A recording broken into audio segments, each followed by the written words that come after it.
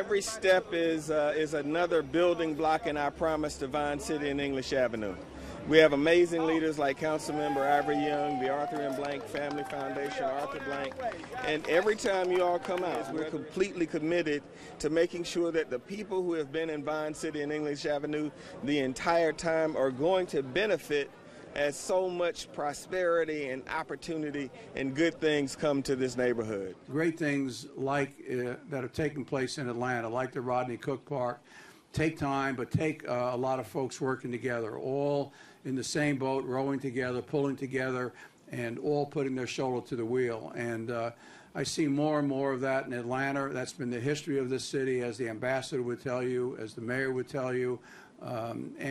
And I'm proud to be part of that heritage and part of that tradition. Because the ground we stand on is hallowed ground. The ground we stand on used to be the homes of 160 households.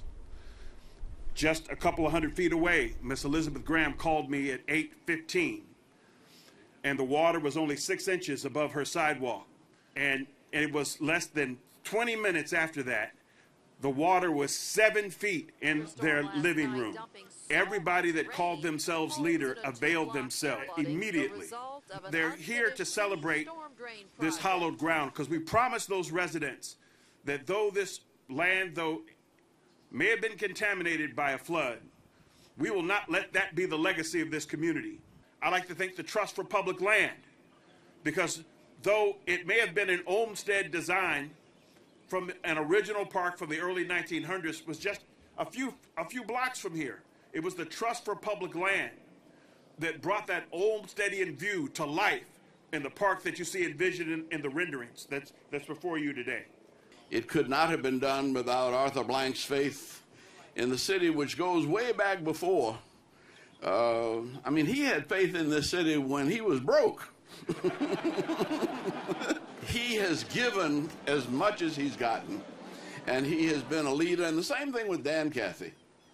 And I think that the community leaders, the business leaders, and the determination to make this one of the great cities of the world. This entire area is really rising up, and the vision for the Cook Park matches the vision we have for the Home Depot backyard, and will match what's going to be going on in this park. So you'll have the Rodney Cook Park, you'll have the HD backyard, you'll have our arcades and plazas, and the community activation. You're going to see an HD backyard. There's going to be events that will be driven by the community, whether it be theater, whether it be music, whether it be food, whether it be young sports, whether it be any kind of community-based activity to help continue to expand this community.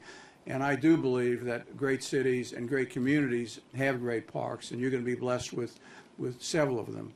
We've spent the past 2 years working with the community, listening to the community, understanding the community so that we could design and help build a park that responds to their hopes and their needs. We took those hopes and combined them with the need to eliminate flooding in much of Vine City and greatly reduce it downstream, with the need to honor this community's contribution to our nation's fight for civil rights, and with the vision of Rodney Cook and the National Monuments Foundation. With these partners, we designed a park that will be as good as any other in Atlanta, in Georgia, and the Southeast. But this is what the Trust for Public Land does. We work with residents, nonprofits, civic and governmental leaders like Mayor Reed and Arthur Blank to do difficult, audacious projects that make communities and cities stronger. And so we look forward to returning to this very spot next summer when we cut the ribbon on Rodney Cook Senior Park in historic Vine City, tangible evidence of this transformative work coming to fruition. Thank you.